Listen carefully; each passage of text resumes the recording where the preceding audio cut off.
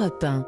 C'est un nouveau week-end très politique qui s'annonce avec un sondage qui va faire grincer des dents dans plusieurs camps. Un sondage Ipsos pour le Parisien qui estime ce matin à 15% les intentions de vote pour Éric Zemmour au premier tour de la présidentielle.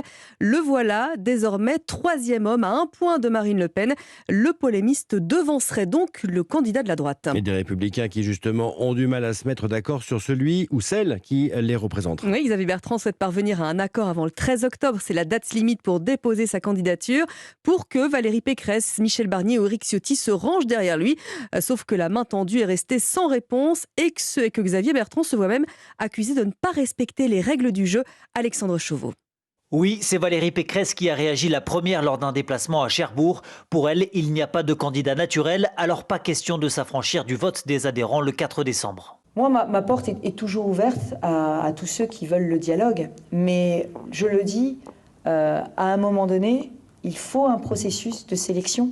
Et il ne faut pas avoir peur de la sélection. Même son de cloche chez Michel Barnier qui vient de dévoiler une liste de 50 parlementaires qui le soutiennent.